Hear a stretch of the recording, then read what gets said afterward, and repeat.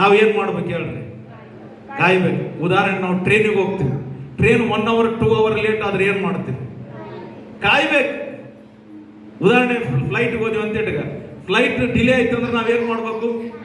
ಕಾಯ್ಬೇಕು. ಏನಮ್ಮ, ಕಾಯ್ಲಿಲ್ಲ ಅಂದ್ರೆ ನಾವು ಪ್ರಯಾಣ ಬೆಳೆಸಬೇಕಾದಂತ ಸ್ಥಳಕ್ಕೆ ನಾವೇನಾಗಲ್ಲ, ಮುಟ್ಟೋದಿಲ್ಲ. ನಾವು ಊರಿಗೆ ಹೋಗ್ಬೇಕಾದಂತ ಊರು ತಲುಪೋದಿಲ್ಲ. ಅದೇ ರೀತಿಯಾಗಿ ಇವತ್ತು ನಾವು ನೀವು ಕರ್ತನ ಸನ್ನಿಧಾನದಲ್ಲಿ ಕಾಯಬೇಕು.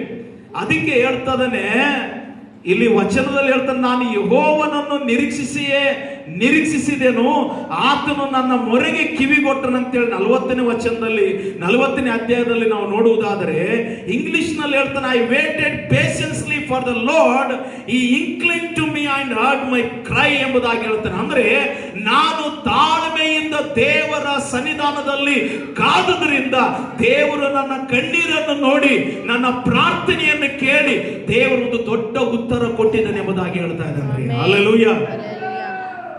ಸತ್ಯವೇದದಲ್ಲಿ ಬಹಳಷ್ಟು ಜನ ಕಾದರು. ನಮ್ಮೆಲ್ಲರಿಗೆ ಗೊತ್ತಿರುವ ಹಾಗೆ ದಾವೀದನು ಬಹಳ ಸಣ್ಣ ವಯಸ್ಸಿನಲ್ಲೇ ದೇವರು ಆರಿಸಿಕೊಂಡ. ದಾವೀದನು ವಿದ್ಯಾಭ್ಯಾಸವಿಲ್ಲ. ಅವನು ಏನ್ ಮಾಡ್ತಾ ಇದ್ದ ಹೇಳ್ರಿ? ಕುರಿ ಕಾಯ್ತಾ ಇದ್ದ. ಸಮುವೇಲನನ್ನು ಕಳಿಸ್ತಾ ಇದ್ದಾನೆ, ಹೋಗಿ ಒಬ್ಬ ಅರಸನನ್ನು ನೇಮಕ ಮಾಡಂತೇಳಿ.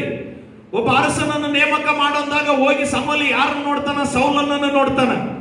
ಸೌಲನನ್ನು ನೋಡಿದಾಗ ದೇವರು ಹೇಳ್ತಾನೆ, ನೀನೇನಪ್ಪ ಮೇಲಿನ ತೋರಿಕೆ ನೋಡಿದೆ, ನಾನಾದ್ರೂ ಅಂತರಂಗವನ್ನು ನೋಡಿದ್ದೇನೆ, ದಯವಿಟ್ಟು ನೀನು ಅಂತರಂಗವನ್ನು ನೋಡುವಂತ ಮನುಷ್ಯನನ್ನು ಕಾಣೆ ಎಂಬುದಾಗಿ ದೇವರು ಹೇಳಿದಾಗ ಆ ಸಮುವೇಲನ ಏನ್ ಮಾಡ್ತಾನಂತಂದ್ರೆ, ಅಲ್ಲಿರುವಂತ ತಂದೆಗೆ ಕೇಳ್ತಾನೆ, ನಿಮಗೆ ಇಷ್ಟೇ ಮಕ್ಕಳಿದ್ದಾರೆ ಅಂದಾಗ, ಇಲ್ಲರಿ ಇನ್ನೊಬ್ಬ ಇದ್ದಾನೆ, ಅವನು ಕುರಿ